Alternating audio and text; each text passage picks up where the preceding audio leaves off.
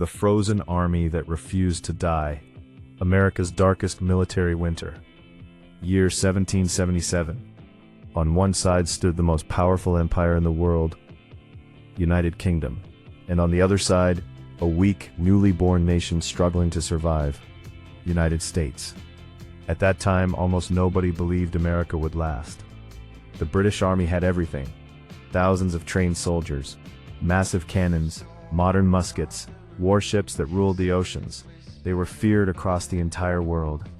But the American army, it was barely an army at all. Many soldiers were farmers, blacksmiths, shopkeepers, teenagers who had never even fired a weapon before the war. Their uniforms were torn, their boots were falling apart. Some wrapped cloth around their feet because they could not afford shoes. Yet somehow, they kept fighting, because they believed one thing: freedom was worth dying for. If they lost this war, they believed they would remain under British control forever. Then in the winter of 1777, the American army marched into a place that would become legendary, a place later described as hell on earth. Its name was Valley Forge Winter. Deep in the forests of Pennsylvania, covered in snow, surrounded by freezing winds and endless mud, around 12,000 American soldiers stayed there during the winter. But the British were not their greatest enemy anymore. Their true enemies were cold, hunger, and disease. The temperature dropped so low at night that some soldiers froze to death in their sleep, had no blankets, no proper shelter, no warm clothing.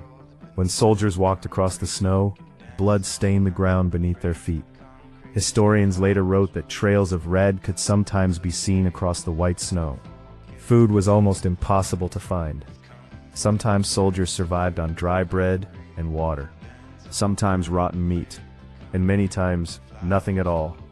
Some even boiled tree bark to quiet their hunger. Disease spread rapidly through the camp. Typhus, smallpox, pneumonia. Every single day more soldiers died. Graves were dug constantly outside the camp, and by morning, new bodies had already appeared. Many soldiers lost hope. Some deserted the army during the night. Others believed the war was already over. They thought America had lost. But one man refused to surrender. His name was George Washington. At the time, Washington was commander of the Continental Army. But the truth is, even he had almost nothing left. No money, no food supplies, very little medicine. He kept sending desperate letters to American leaders asking for help. Sometimes no answer came back at all.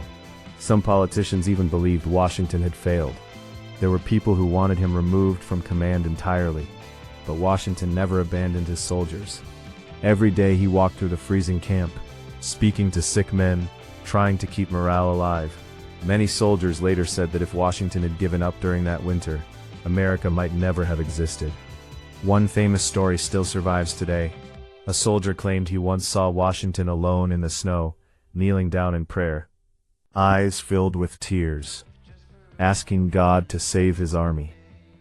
Nobody knows for certain if the story is true, but conditions were so horrifying that people easily believed it.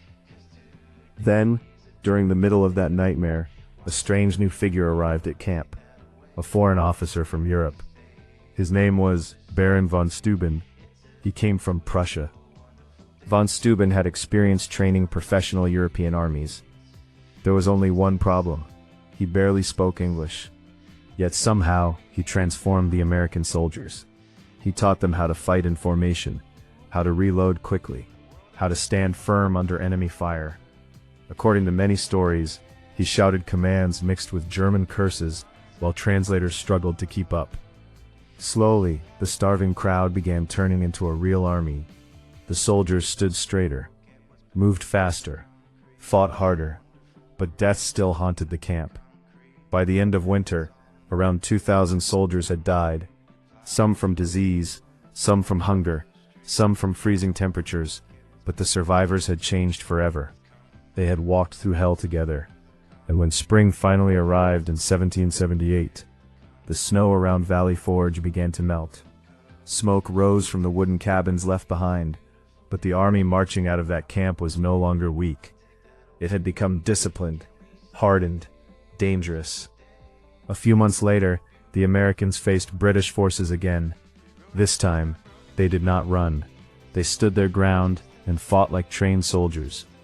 Even British commanders were shocked. They could not understand how the same starving army had become so strong. The answer was simple. Valley Forge winter had transformed them. Sometimes the harshest training is not battle itself, but suffering.